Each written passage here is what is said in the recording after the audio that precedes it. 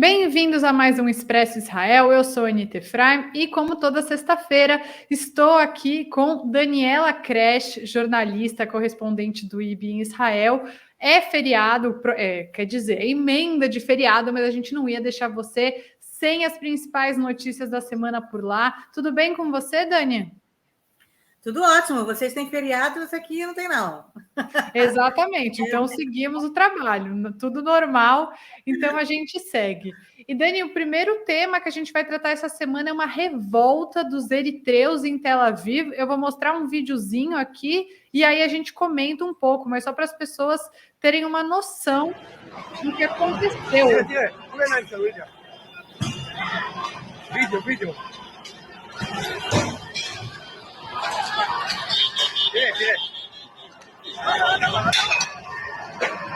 O que muita gente chamou até de uma batalha campal em Tel Aviv, dado o nível de violência, né? Olha, uma cena que a gente não costuma ver na cidade mais moderna, mais conhecida de Israel, talvez, mas foi realmente. É importante ver nesse vídeo as pessoas com. Se você voltar um pouquinho, tem umas pessoas com uma camisa vermelha, tá? Uhum. E tem umas pessoas de uma camisa azul. Aqui. Essas pessoas de camisa vermelha são os eritreus em favor do governo da Eritreia.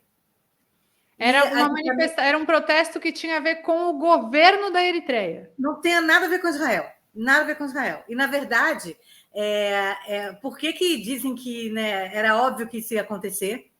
Porque já tinha acontecido uma batalha campal como essa, com eritreus em favor do governo eritreu e eritreus contra o governo da Eritreia. Quer dizer, então você está vendo aí uma espécie de guerra civil, exportação de guerra civil, tá? Para vários lugares, né, onde tem comunidade eritreia. Já tinha acontecido esse mesmo tipo, e eu vi imagens e vídeos igualzinho, aconteceu em julho na Alemanha, em agosto na Suécia, em Estocolmo, e no Canadá, perto de Toronto. Na Alemanha foi em Gießen, perto de Frankfurt. Por quê? Quer dizer, então, essa é a quarta vez que, pelo menos eu sei, assim, pela imprensa, de batalhas campais de eritreus contra eritreus pelo mundo. O que aconteceu? E por que em Israel a polícia podia ter prestado mais atenção no que aconteceu antes em outros países, né? Nesse sábado passado, né, houve acho que era 2 de setembro, a embaixada da Eritreia em Tel Aviv resolveu fazer, quer dizer, já estava marcado, né? Uma espécie de Dia da Independência, uma festa do Dia da Independência da Eritreia na embaixada. Não era na embaixada, mas era num lugar de festas, né? Para comemorar os 65 anos da independência, ou do começo da independência da Eritreia, uma coisa assim. Que é mais ou menos a mesma coisa que as embaixadas desses outros lugares fizeram. Né? É que nem ter 7 de setembro... Aqui, por exemplo, vai ter o 7 de setembro do Brasil, vai ser dia 11, semana que vem. Quer dizer, então você tem festas da independência em vários dias, perto do dia da independência de verdade. E o problema é que a Eritreia hoje é considerado o país mais fechado e mais ditatorial do mundo, só perdendo para a Coreia do Norte.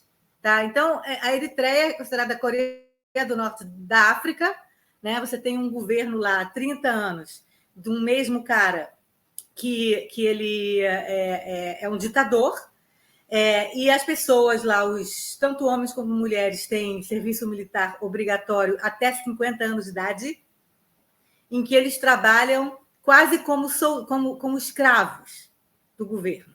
Tá? Então, muitos eritreus saíram do país, quer dizer, eles fogem do país, fogem do serviço militar obrigatório. É por isso que tem tantas comunidades de eritreus no mundo. A Eritreia não é um país tão grande assim. Né? A Eritreia, para quem não sabe, tem Israel, aí tem o Egito, embaixo do Egito tem a Etiópia e tem a Eritreia, embaixo da Etiópia. Tá?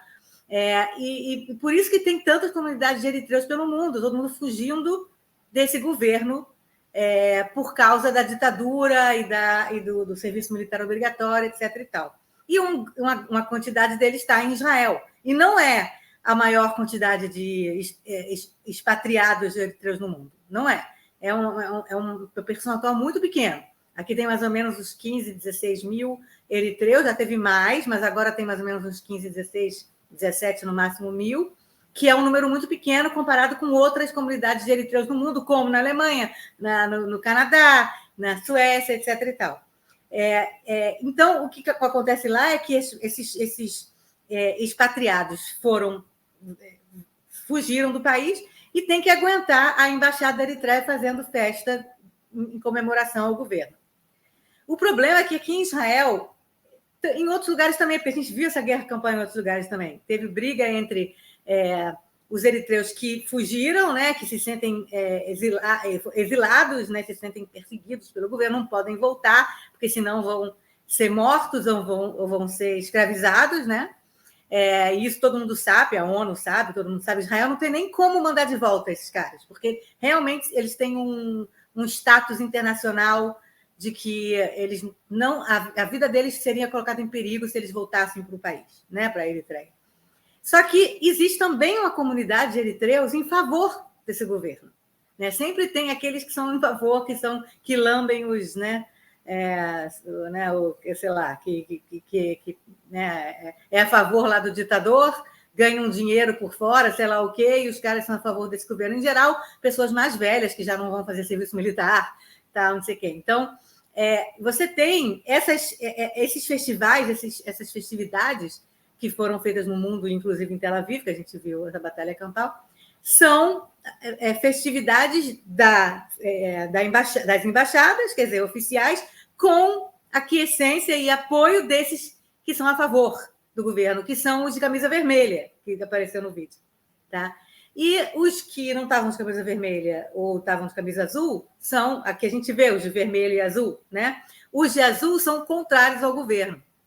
E eles entraram em briga, né, em uma espécie de guerra civil, micro-guerra civil, nesses lugares todos, quando teve essas festas da independência. E isso aconteceu em Tel Aviv no sábado. Foram dezenas de feridos, ninguém morreu, graças a Deus, mas dezenas de feridos entre eritreus dos dois lados. Inclusive, eu vi uma entrevista do Rony Gams, o diretor-geral do Ichilov, do hospital mais importante de Tel Aviv, para onde foram levados todos, né?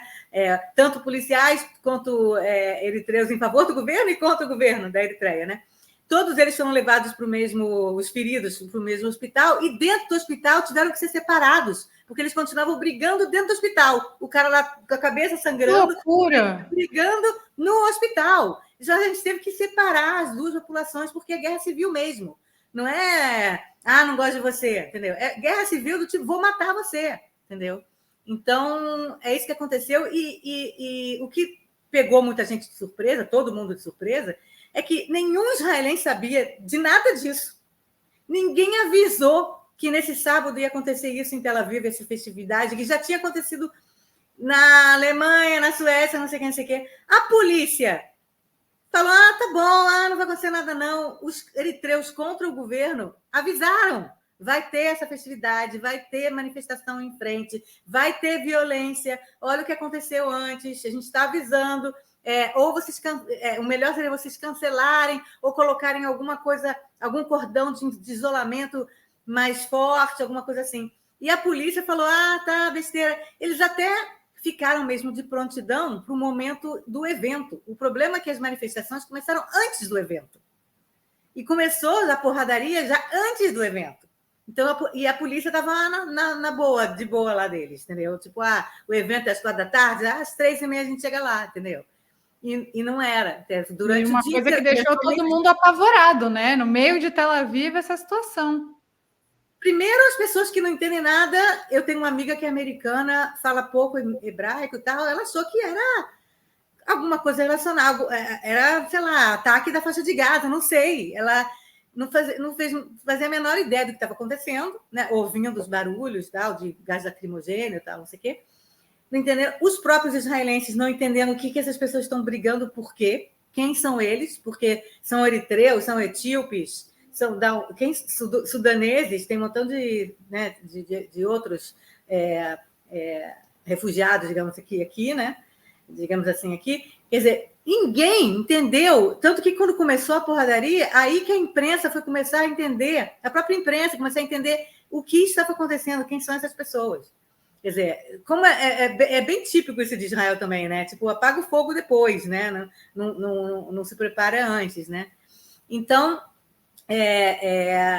aqui em Israel, parece que a coisa foi um pouco mais agravada, apesar de que foi tão pesado quanto nos outros países.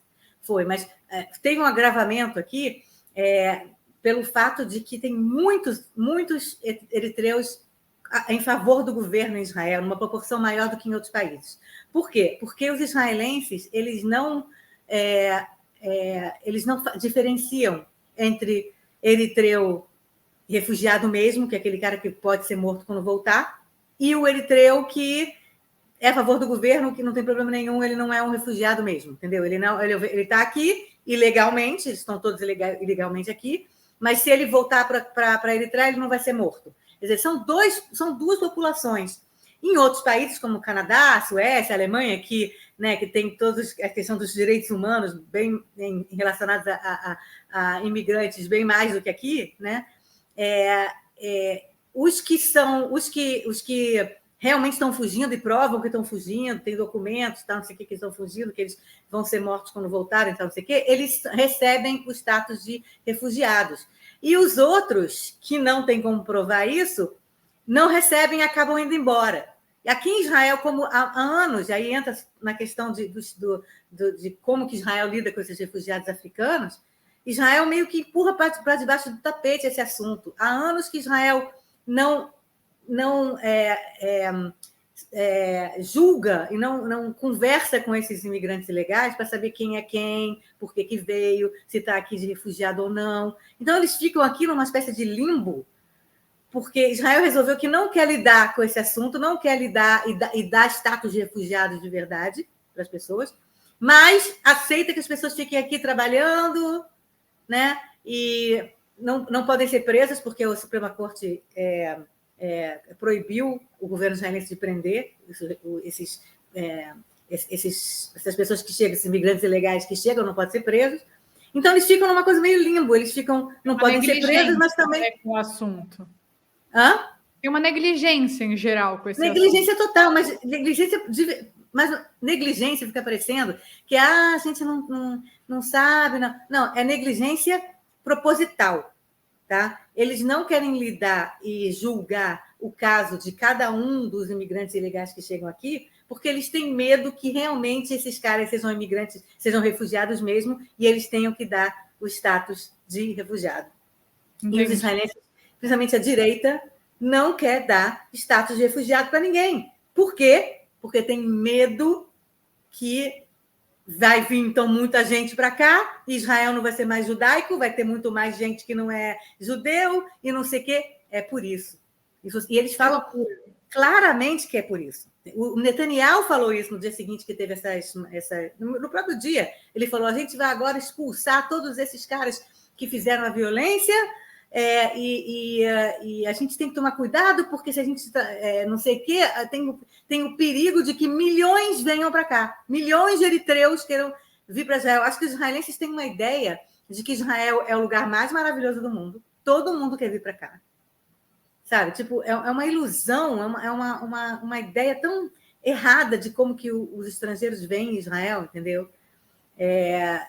E de quem realmente precisa, e principalmente um país que viveu o que viveu depois do Holocausto, quer dizer, uma população do país, o povo judeu que foi negligenciado durante o Holocausto, depois do Holocausto, que não quiseram receber judeus em suas fronteiras, vários países que não quiseram receber judeus, agora que tem um Estado judeu, sabe, age dessa forma, sem dar apoio e refúgio a verdadeiros refugiados, entendeu? E julgar realmente caso a caso, e ver quem é refugiado e quem não é.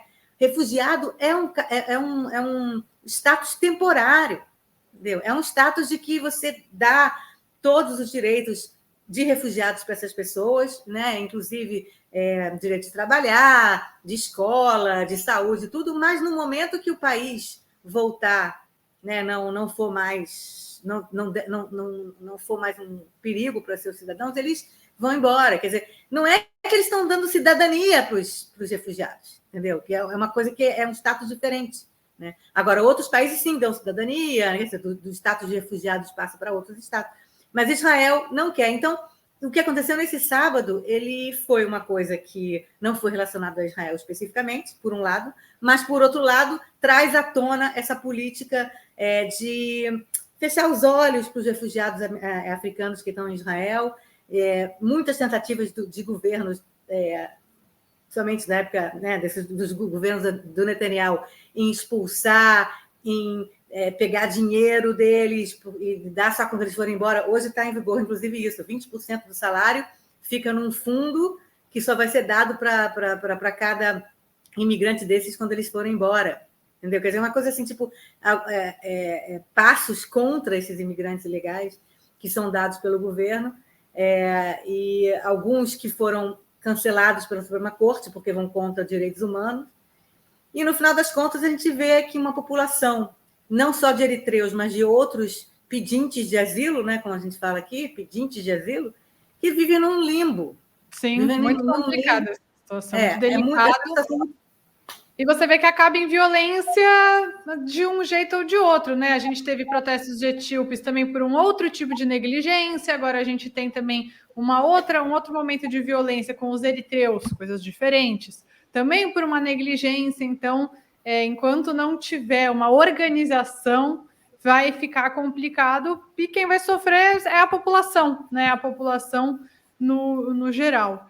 A população do sul de Tel Aviv, ela já sofre muito com essa questão dos imigrantes ilegais há muitos anos. Inclusive, várias lideranças de extrema-direita que surgiram no país nos últimos anos, principalmente a ministra que existe hoje, chamada Mai Golan, que veio do sul de Tel Aviv e cresceu na política por causa dessa questão dos imigrantes, é super de extrema-direita e num estilo meio Alemanha, meio Meloni, meio assim, meio tipo ultranacionalista, justamente por causa desse temor dos imigrantes.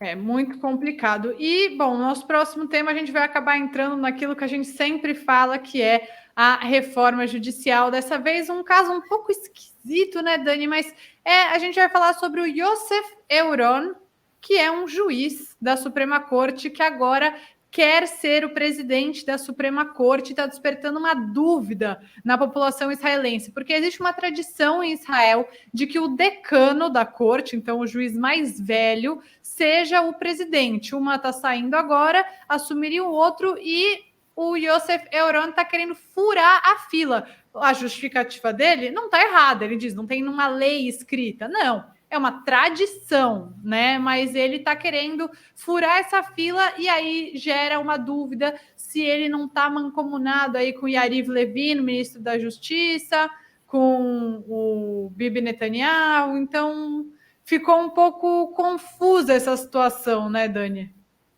Pois é, logo agora que a gente está vivendo esse problema da reforma judicial, que há um ataque claro desse governo de extrema-direita do Netanyahu contra o Poder Judiciário, principalmente contra a Suprema Corte, de repente a gente vê um problema interno dentro da Suprema Corte que parece que transformou os ataques externos em ataques internos, né? Quer dizer, parece que houve uma politização aí dos próprios ministros da Supremo, né, aqui, os juízes do Supremo, que transformou uma convivência interna dos próprios juízes em uma batalha também, né? Então, o caso do Yosef Euron é um caso assim que realmente a gente fica em dúvida se é realmente, como você falou, ele está em contato com o ministro da Justiça, Yariv Levin, que é o pai, né, dessa reforma judicial, que quer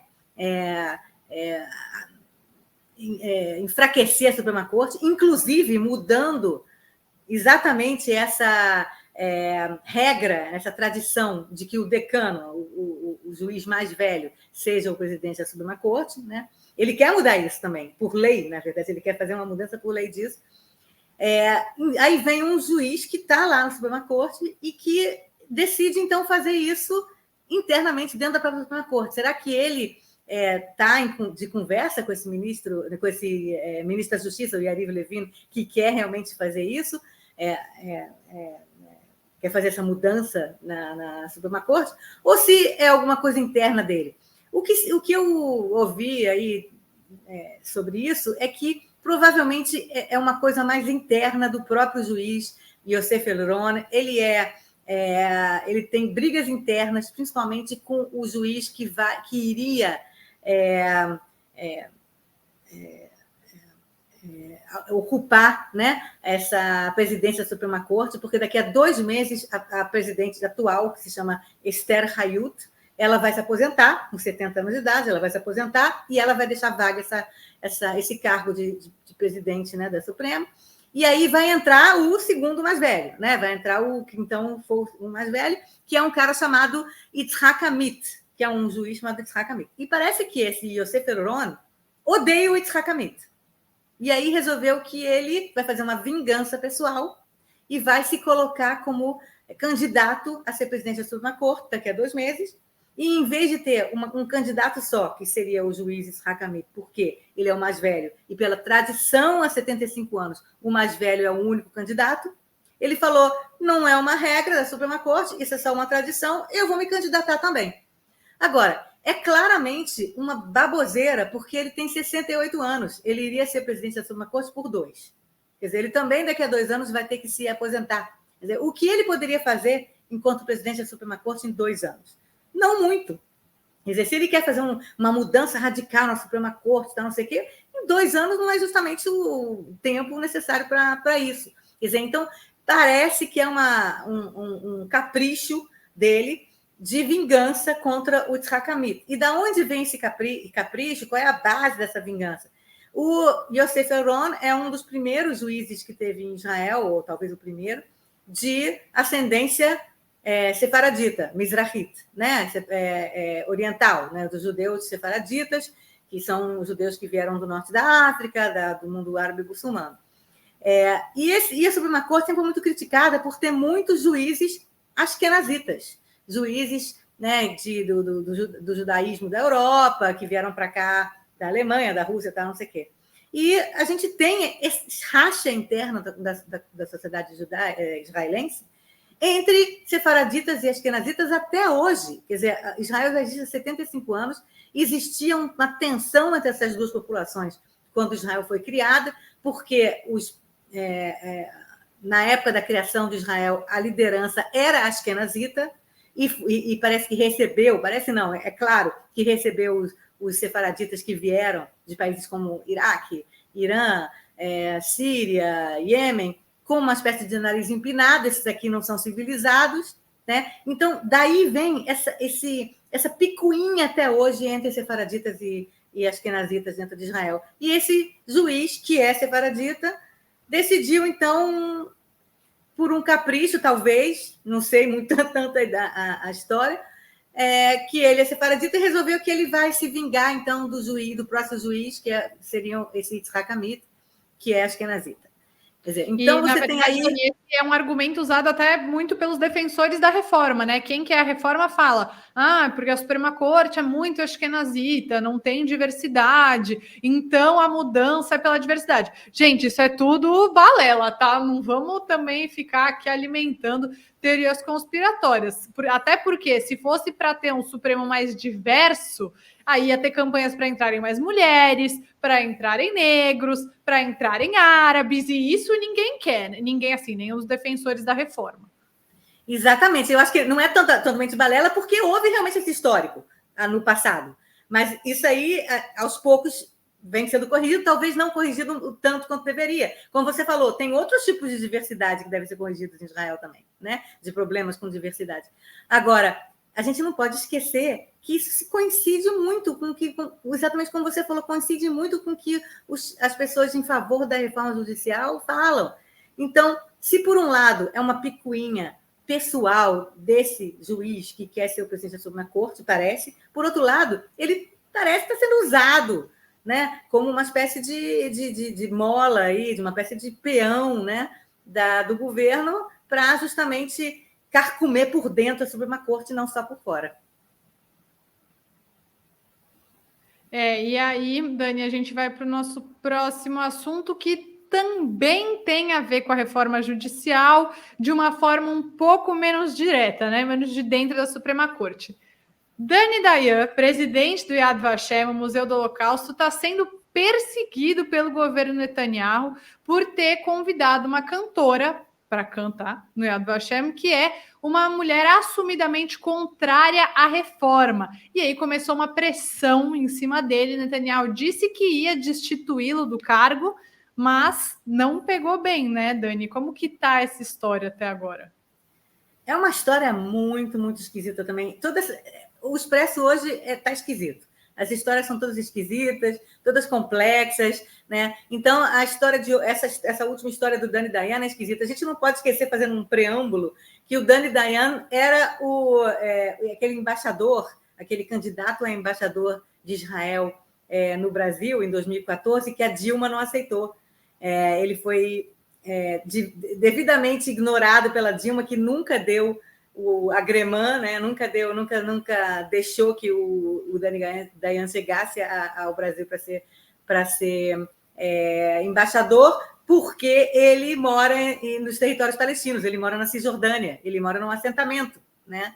Então, houve uma certa movimentação do Ministério das Relações Exteriores, que o cara é um morador de assentamento, não pode ser... E nunca a chancelaria, nunca Itamaraty fez nada nesse sentido, quer dizer, nunca Itamaraty entrou nessa linha fina de onde o candidato a embaixador mora de qualquer país, né? Quer dizer, foi uma coisa assim bem absurda que